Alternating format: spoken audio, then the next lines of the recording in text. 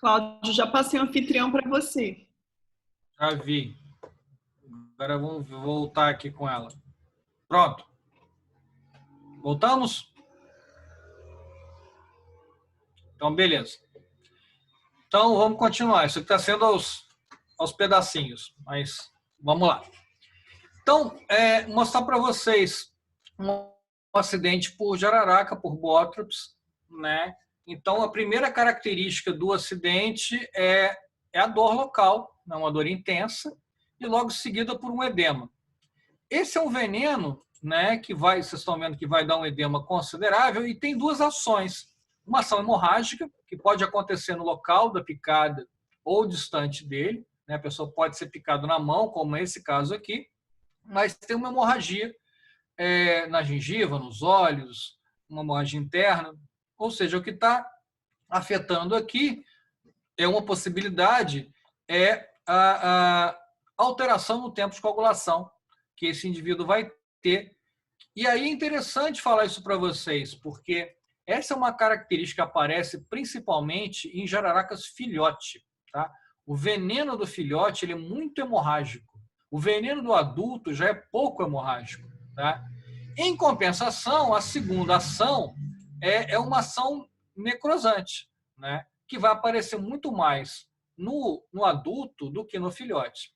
Então, essa coisa que a gente faz de medir o tempo de coagulação, é claro que ela ajuda para a gente poder identificar se o acidente é botrópico ou não, mas ela não é decisiva, né? Então, a gente tem alguns casos de acidente botrópico, principalmente, como eu falei, em adulto, em que a hemorragia não é tão intensa assim. Tá? Então, tem que ficar alerta para isso.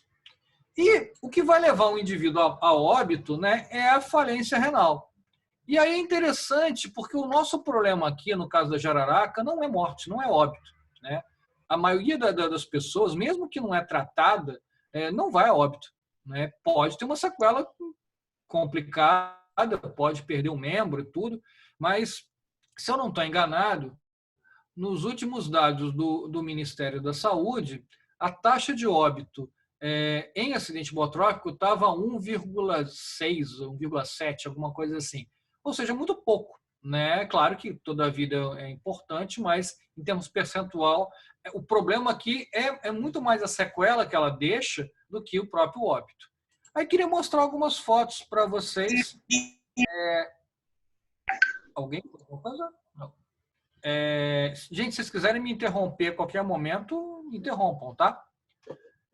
Uma das fotos que eu queria mostrar para vocês é essa aqui. Esse é um garoto, foto de um garoto de 17 anos, de Niterói, que estava plantando alface com o pai no quintal de casa e não viu um filhote de jararaca e foi picado. E demorou para receber atendimento. Né? Essa foto ela tem 24 horas depois do acidente e vocês já conseguem ver aqui uma parte do tecido ósseo aqui já evidenciada. Tá? Então, esse garoto, alguns dias depois, ele teve a amputação ali do dedo médio, né, dessa região terminal. Então, isso é bem complicado, porque o atendimento demorou para acontecer. E era um filhotinho que, teoricamente, não deveria chegar a tudo isso, mas a demora do atendimento acabou sendo mais complicada. Aqui vocês estão vendo um acidente leve, ó. Vocês estão vendo edema, eritema, a formação de bolha aqui na região, tá vendo? E é um acidente leve que vai ser tratado com soro e aí vai se resolver. Esse já é um acidente moderado, né? Vocês já estão vendo que a área de edema é muito maior, né? Já começa a se ver uma área que tem um grande calibre, de vasos de grande calibre, aí o veneno começa a se espalhar mais, tomando uma área ainda maior. Tá? E aí eu queria mostrar duas fotos para vocês. A primeira é essas duas aqui, essa dupla de foto, que é um acidente leve, né? Que teve 3 horas, foi 3 horas depois do acidente. E aí você vê aqui o edema, né? Algumas bolhas aqui, sudorese intensa, mas é um acidente que evoluiu relativamente bem. né? Chegou atendimento rápido nas 3 primeiras horas e foi indo bem. E eu queria que vocês comparassem essas duas fotos com a que eu vou mostrar agora, que não evoluiu tão bem assim, que é essa aqui. Ó. Repara como é que a coisa se agravou muito mais. Também 3 horas, né? Mas o que fez esse acidente se tornar mais grave? Isso que vocês estão vendo aqui. Ó. Isso aqui é um garrote. Isso aqui é um torniquete, da mesma forma que é isso aqui. Olha aqui. Ou seja, quando você amarra o local da picada, quando você faz garrote, no veneno que é necrosante, você concentra o veneno e age ele muito mais rápido, né? Então, sempre a ideia é nunca se faz garrote. E, infelizmente, ainda hoje, 70% das pessoas que chegam no hospital, dados do Ministério da Saúde, chegam com garrote, tá? É bem complicado isso, porque isso está na televisão, está nos filmes. Outro dia, quem foi? Um amigo me falou que estava vendo uma série de televisão dessas da Netflix, que a gente está fazendo hoje mais é ver séries da Netflix, e que numa série passada no século XIX mostrava justamente isso, uma pessoa que era picada nos Estados Unidos por uma cobra e a primeira coisa que ela fazia era fazer um garrote. Então, essa informação do garrote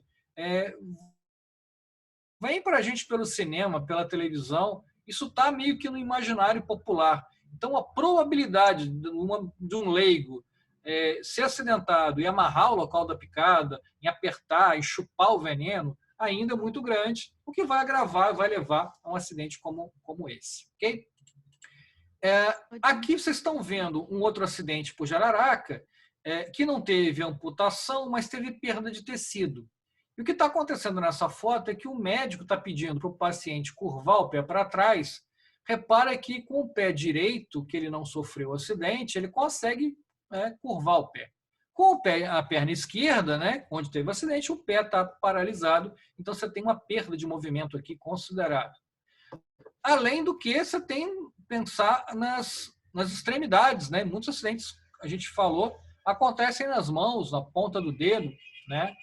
E lembrar que a gente tem garrotes naturais, né? Tem garrotes que a gente usa no nosso dia a dia, que é anel, aliança, pulseira, relógio, tudo isso é um garrote que tem que ser tirado, porque se você não tira no momento do acidente, depois você acaba não conseguindo tirar mais por causa do edema, né? Essa história termina de duas formas, né? Ou como uma amputação, se não houver tratamento, procura de tratamento, ou como uma deformidade. Nessa foto aqui da direita, eu tenho uma pessoa que passou por 3 cirurgias plásticas. E mesmo assim, repara como é que ficou a perna do cidadão. E é por isso que logo no início eu falei sobre os problemas psicológicos, né? Então, uma pessoa que, além dos problemas físicos, tem que pensar nos problemas psicológicos que isso acaba encaminhando também. Ok? E é o acidente mais comum que a gente tem. Como eu falei para vocês, dos 28 mil, 90% praticamente é isso aí. O segundo colocado, né, para acidente ofídico é a Cascavel. Né? Ela é a segunda colocada com uma diferença absurda. A primeira colocada, Jararaca, é 90%. Né? A segunda colocada, Cascavel, é 7%. Repara que a diferença é absurda. E por que é tão grande? Por 2 razões. Primeiro, porque ela vive em área aberta. Cascavel é um bicho que, tradicionalmente, ela vive em área aberta. Então, você vê o bicho com muita facilidade. E depois disso, é a presença do chocalho na ponta da cauda, né? Que faz barulho. E você escuta o bicho. Então, é um animal mais fácil de você ver e de escutar. Ou seja, quando você percebe o animal, você já evita ele. Por isso que a gente fala que acidente ofídico é um acidente que acontece quando você não vê o animal. Se você vê o animal, só tem acidente se você quiser, que é o que a gente chama de acidente provocado. Alguém viu o bicho, foi lá tentar capturar, brincar com o bicho, e aí acaba acontecendo um acidente. Tá? Não sendo nesse caso, aquela ideia que tem uma cobra atrás de um tronco esperando a gente passar para pegar a gente é coisa de cinema, isso não existe. Né? E aí tem várias crendices em relação ao chocalho. Uma delas é que o tamanho de chocalho tem a ver com a idade da cobra. Não tem. Né? Cada anel do chocalho é feito através de uma troca de pele do animal. Só que ela faz de 3 a 4 trocas de pele por ano. E quando o chocalho vai crescendo muito, ele quebra e começa tudo de novo. Tá? Então, isso não tem nenhuma relação com a idade dele, como também não tem nenhum poder curativo, né? Nem muito menos tem nenhum tipo de efeito em alguma doença ou qualquer coisa, que muita gente mata cascavel para colocar o chocalho em álcool e beber o álcool achando que ele tem algum poder curativo. Isso não procede, obviamente. Mas vocês não imaginam a quantidade de cascavel que é morta por causa de chocalho, né? Acontece bastante. Aqui no estado do Rio de Janeiro, a gente está tendo um aumento muito grande de cascavel no centro-sul do estado, né? A gente está desmatando, a Mata Atlântica era uma barreira muito grande desses animais que estavam em Minas, a gente está desmatando demais, e aí o bicho entrou pelo Rio de Janeiro e está tomando conta, né? E aí, se vocês pegarem livros sobre serpentes, e aí depois, se vocês quiserem, eu posso falar de alguns livros, mas se vocês pegarem livros mais antigos de serpente, vocês vão ver a seguinte definição: cascavel é um animal que não vive em área de mata, porque a área de mata é muito fria, né? É muito úmida e muito fria. E aí, se você for hoje no Parque Nacional de Itatiaia, por exemplo, o que você mais vai encontrar lá é cascavel, né? Por quê? Porque os animais estão mudando de ambiente. A gente está mudando o ambiente e eles estão se adaptando. Então, hoje em dia, você já encontra cascavel em área de mata. Já está aparecendo cascavel na região serrana, coisa que não tinha alguns anos atrás. Ainda está muito sutil, mas está aparecendo. Então, tem que ficar alerta a isso. Essa distribuição, esses mapas de distribuição de serpente estão mudando dos últimos anos para cá. Ok? Cláudio. Fala. Cláudio. Desculpa te interromper, é só porque tá rolando umas dúvidas aqui. Você falou que queria que perguntasse para você. Essa daqui, claro. O professor Sávio já deu uma resposta, mas eu queria saber também seu comentário. Ele perguntou, o Eric perguntou, existe algum caso em que o local da picada volta ao normal em caso de atendimento médico rápido? Vários casos. Se você é atendido rapidamente, tudo volta ao normal, né? O edema é cessado, a dor para, né? Tem que entender que no caso de uma jararaca, a maior parte dos acidentes são acidentes leves, tá? 70%, 80% dos acidentes são acidentes leves, né? O que eu estou mostrando para vocês é quase que a exceção, é a minoria disso. De gente Cláudio. Que não procura atendimento a tempo. Sim, sabe? Cláudio. Agora você que está só fora do... Agora, não, cadê a sua câmera? Sabe? Você que comprou de mim? Eu tirei porque eu não estava conseguindo ficar sentado. Eu fiquei pronto e aí eu tive que fechar a câmera e eu estou ouvindo assim aqui no sofá. É quase um podcast. Eu respondi ao Eric. É o seguinte, assim, a grande maioria dos casos que eu presenciei de jararaca, sabe, por mais leve que seja, mais branda, sempre fica uma sequelinha, entendeu? Você olha o dedo da pessoa que foi picado, voltar extremamente ao normal, completamente, talvez na sua experiência seja tranquilo. Assim, os casos que eu presenciei, é evidente que a gente está no interior, as pessoas sempre demoram, mas todos eles, ao longo de toda a minha vida, todos eles deixaram nem que seja uma sequela mínima, mas a pessoa chega e te mostra, foi aqui que eu fui picado. E está lá, às vezes, uma pequena alteração no corpo da pessoa, né? E outros se tornam sequelas enormes, né? Mas a sua resposta, então, ela complementa porque você tem alguma experiência de que absolutamente nenhuma sequela deixa. Eu não presenciei isso. Não, veja bem, não falei que nenhuma sequela deixa. A maior parte dos acidentes são acidentes leves. Num acidente leve que é tratado a tempo, praticamente você não tem sequela nenhuma. Deixa eu pegar um grupo bem pequeno e que eu estou acostumado, que é o pessoal do Serpentário do Vital Brasil. A gente teve nos últimos 15 anos, se eu não me engano, 6 acidentes. Todos leves e todos atendimentos rápidos. E nenhum deles teve sequela nenhuma. Tá? Claro que tem o lado psicológico da história. Todos eles lembram do acidente, falam o que aconteceu, mas sequela propriamente dita, não. Vou pegar um exemplo que a gente teve, não foi nem no meu setor, foi num outro setor, que uma estagiária foi picada por um jararacuçu, e numa área bem vascularizada, né, na mão, e teve uma sequela inicial, e logo depois, com fisioterapia, a coisa voltou ao normal. E talvez seja o que eu vi dentro do pessoal que trabalhava com mais frequência. Quando eu fiz o mestrado, eu fiquei muito tempo dentro do hospital. Então, eu vi vários acidentes. Óbvio que você vê como é que a pessoa sai de lá e depois você não acompanha isso ao longo do tempo. Mas a maioria dos acidentes, você saía de lá com um ligeiro edema e logo depois aquilo ali cessava. Claro que tem exceções, né? Claro que tem os acidentes mais graves que levam, como eu mostrei algumas fotos, de problemas mais sérios. Mas nos acidentes leves, se não é feito o garrote complica muito a situação, você vai ter uma recuperação quase que 100%. Né? Claro que o trauma sempre fica, né, Sérgio? É isso que eu estou dizendo. Todo mundo quer. Eu ainda não fui picado por cobra, eu não posso dizer. Do ponto de vista estético, e por mais que, por exemplo, você olhe uma região de dedo e de mão,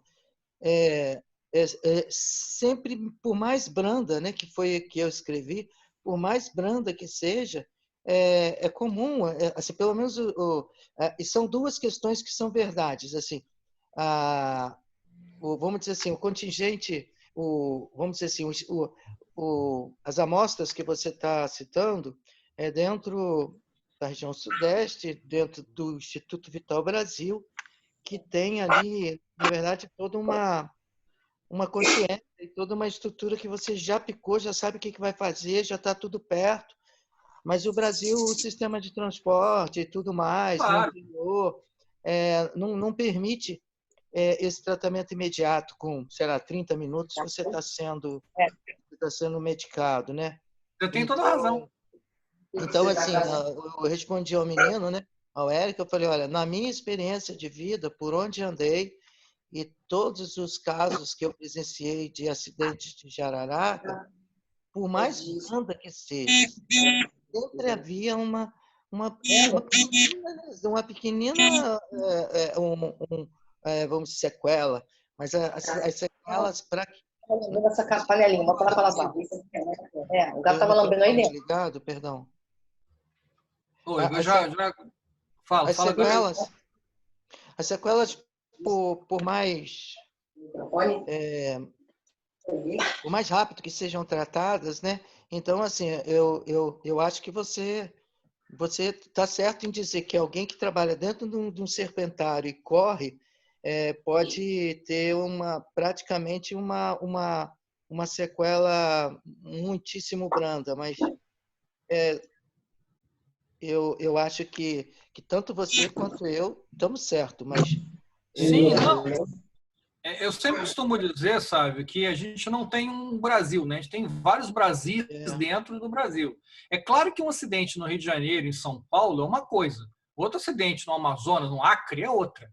Não tem como você comparar. É óbvio que esse acidente, uma região onde você às vezes tem que ir de barco procurar atendimento e demora 2, 3 dias para conseguir atendimento, é óbvio que uma sequela vai ficar.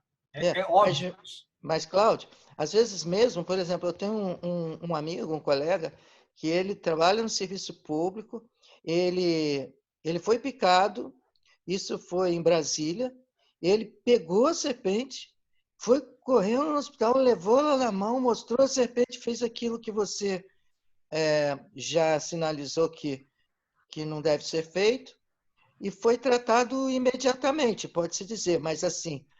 Ao ele me mostrar o caso, o dedo, e rapidamente, estava lá a sequela. Sempre tem uma sequelinha.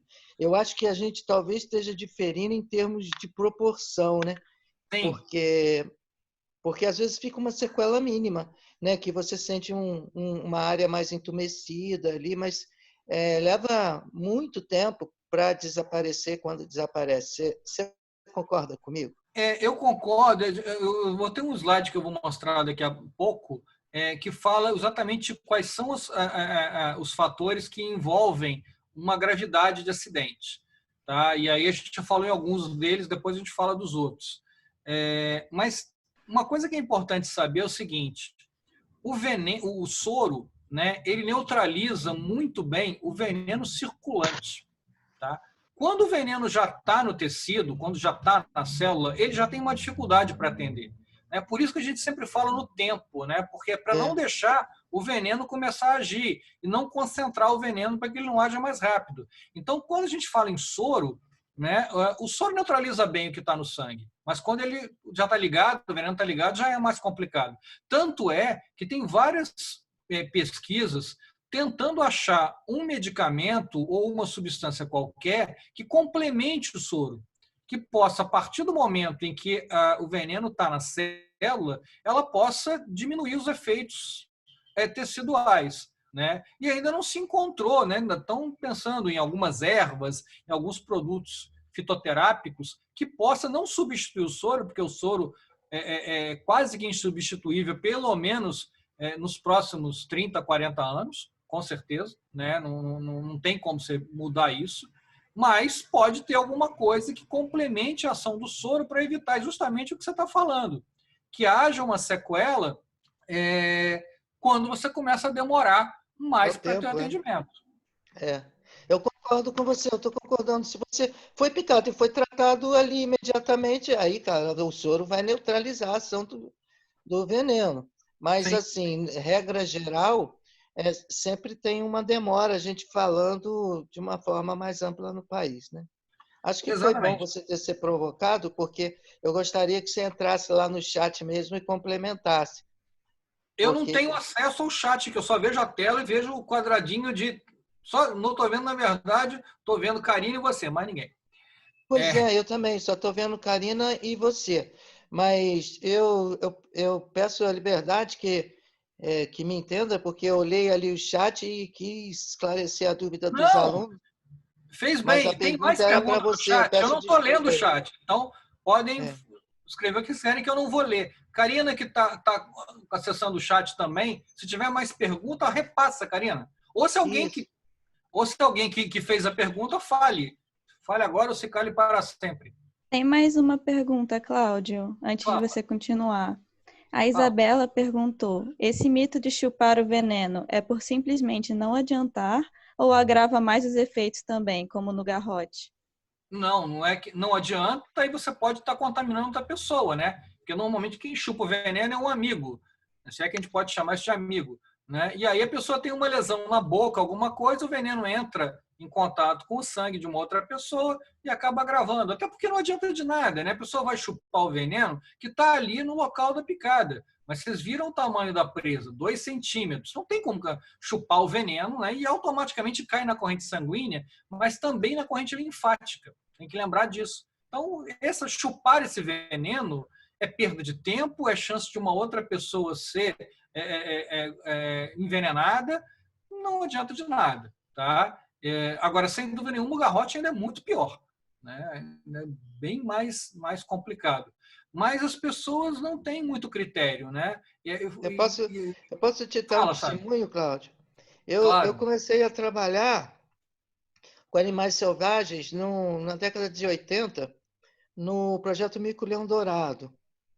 E claro que esse projeto tinha e tem uma influência histórica, vamos dizer assim, uma colaboração, uma pegada muito norte-americana. E assim, o que eu recebi para trabalhar no campo, de cara, foi um torniquete e umas borrachinhas para sugar o sangue se fosse picado. Né?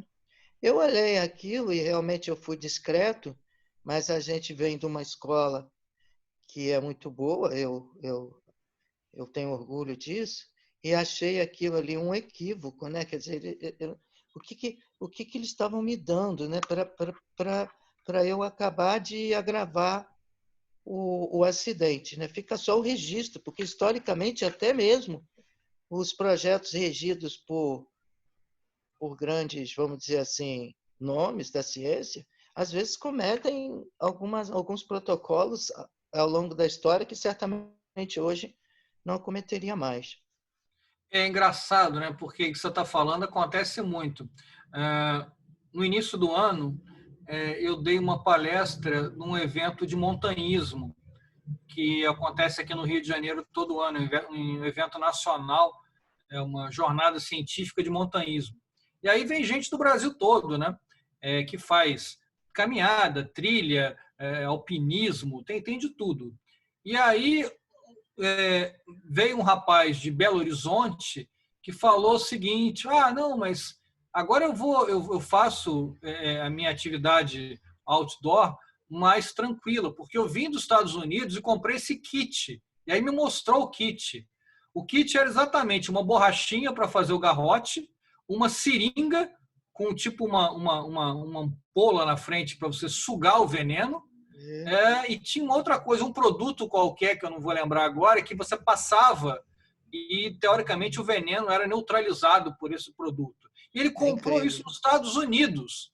E, tipo, feliz da vida, pagou $30, né? E aí ele falou: eu estou tranquilo agora, né? Eu só quero saber como é que eu faço. Eu falei: a primeira coisa que você tem que fazer é jogar isso fora. Ele ficou me olhando com uma cara de surpreso, né? Eu falei: não, joga fora, porque não vai levar esse troço para lugar nenhum. E aí eu fui explicando, ele foi se conscientizando, depois ele foi ficando com raiva do cara que vendeu isso para ele. Ele falou: cara, mas nos Estados Unidos a gente vê isso direto, tem loja que vende isso, né? E aí você imagina, né?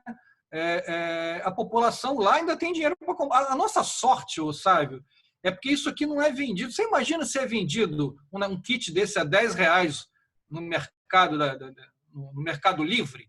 Você imagina a quantidade de gente que não compraria e faria isso? Pessoal do interior.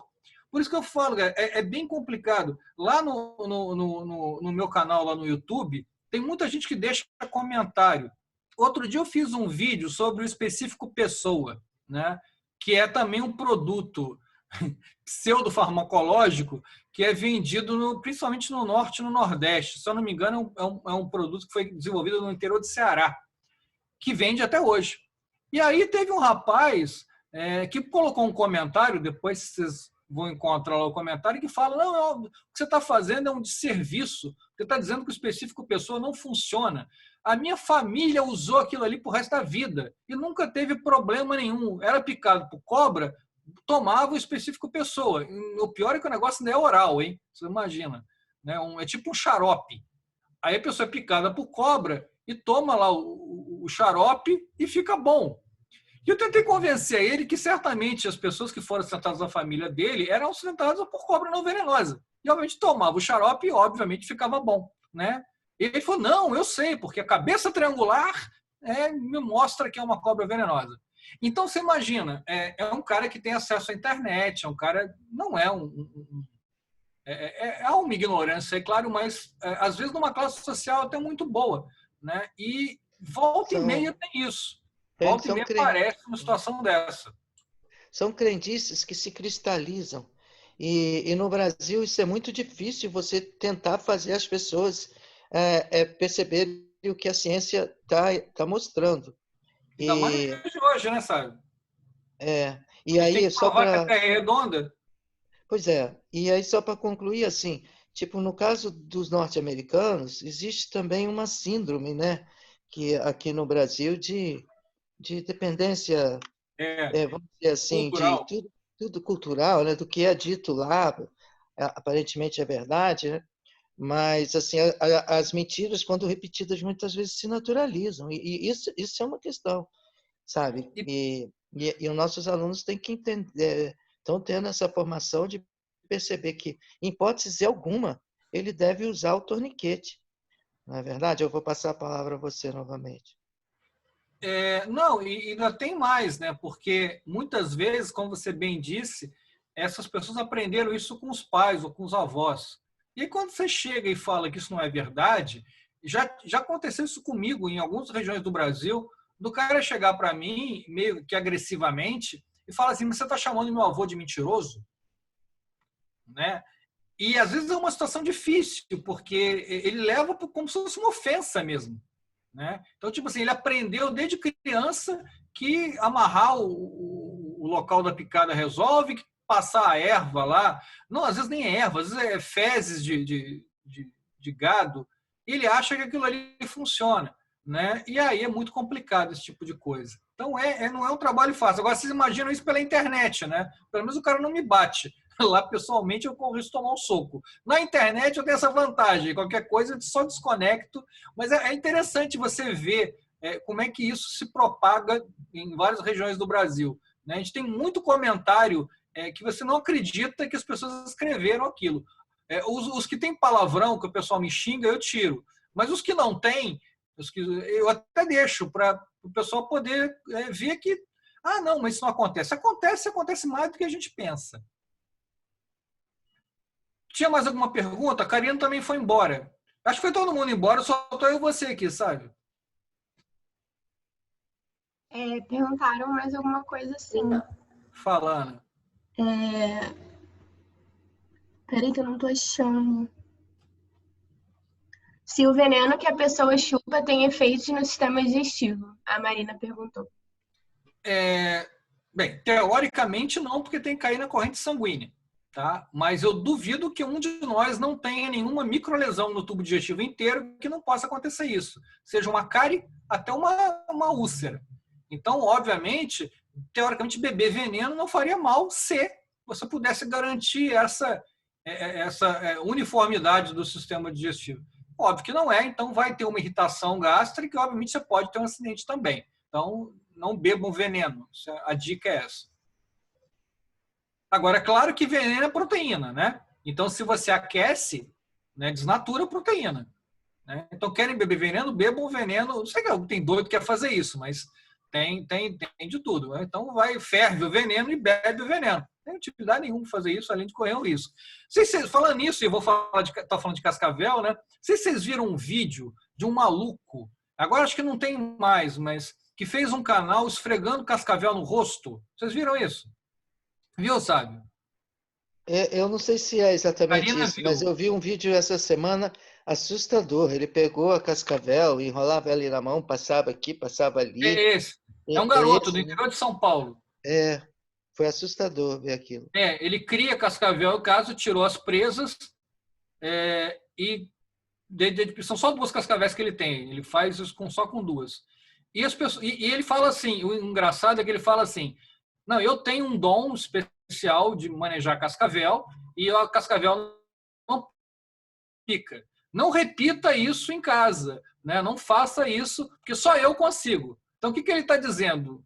Duvido que você faça igual a mim.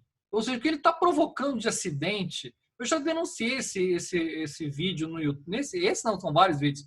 Já denunciei no YouTube, já denunciei no Ibama, e acho que deram uma pressão nele e ele tirou o canal do ar. Os vídeos continuam, mas ele não está postando mais, porque ele postava um vídeo por semana esfregando cascavel no rosto. Né? E ele acha que não tem problema nenhum fazer isso. É um garoto de 20 e poucos anos. Como é que a gente chega, né? A gente está numa época que tudo que é colocado Fala. Eu queria fazer uma pergunta, para você ajudar a esclarecer isso mais para os alunos, né? Sim. É a questão da reposição das presas. Né? É interessante, porque as cobras, como as presas sempre sofrem lesões, ela vai trocando as presas frequentemente, né? E tem um momento na vida da cobra, porque eu não tenho nenhuma imagem aqui, mas no maxilar você tem 2 pontos de encaixe. Né? Um que sai a presa e tem um do lado que é a presa alternativa, a reserva de substituição. Então vai chegar uma hora, um pouquinho antes da cobra trocar a presa, você vai ver que cada maxila, né, esquerda e direita, tem 2 presas. Então vai ter um momento da vida da cobra que ela tem 4 presas, porém só 2 são funcionais. Tá? Então ela cai aquelas 2 e ficam as outras 2 funcionais. Às vezes ela engole, às vezes sai nas fezes. Então tem que tomar muito cuidado também com isso. Né? Para quem mantém bicho em cativeiro, às vezes está limpando a caixa e tem presa nas fezes. Então tem que sempre tomar cuidado com isso. Mas essa troca é sistemática, ela é constante. Então você nunca fica sem presa. A cobra nunca fica zerada de presa. Às vezes acontece num bote, tem uma fratura de uma presa, o que vem muito a ver também com aquela história da marca de 2 furos furos no caso de um acidente. Às vezes não acontece você ver os 2 furos. Às vezes só tem uma presa funcional, às vezes o bicho pega de lado, então às vezes modifica um pouco isso também. Não sei se era isso que o Sábio queria que eu falasse, mas foi. Tem mais pergunta? Antes que caia de novo isso aqui? Não, Ana, não. Karina também não, então vamos seguir aqui. Então, a gente estava falando de acidente com cascavel, né, para a gente poder comparar com o da jararaca. Então, na jararaca a dor era local, aqui eu tenho uma dor muscular generalizada, igual a da coral, porque também é um veneno neurotóxico. Tá? Então, vamos ver aqui um quadro de paralisia facial por um veneno neurotóxico de cascavel, que é essa figura aí que vocês estão vendo, desse rapaz, que você repara que o rosto está todo paralisado, os olhos também, então ele tem uma visão comprometida, né? Ele tem aqui uma visão turva, ele está enxergando dobrado, né? Ele tem diplopia. E repara que o que está acontecendo aqui é que o médico está pedindo para ele olhar para cima sem levantar a cabeça, ele franze a testa toda, mas não consegue mexer aqui o globo ocular, né? Parece que ele está embriagado, parece que ele está drogado, que popularmente a gente chama de cara de bêbado, né? A famosa face miastênica, né? E eu sempre falo, você viu um acidentado por cascavel, você viu todos, porque todos têm a mesma face. Fala, sabe? O olhar de peixe morto, lembra disso? É verdade. E aí muita gente acha que ele está alcoolizado, né? E eu já vi situações em que o médico chama uma enfermeira e pede para ela dar uma glicose, né? E deixar ele com glicose e depois liberar o paciente, né? Confundindo principalmente com alcoolismo. Às vezes ele também está alcoolizado, porque muita gente também bebe, né? Achando que álcool vai neutralizar veneno, tem essa crendice também, que a gente tem de crendice, dá para fazer um livro só sobre crendices com cobre, tá? É muita coisa, tá? Mas, na verdade, esse veneno ele vai ter uma ação na musculatura, que vai fazer uma liberação de mioglobina na urina, né? Então, você tem que monitorar a urina desse paciente. E aí, quando a coisa já começa a ficar mais grave, você já tem esse quadro aqui, ó.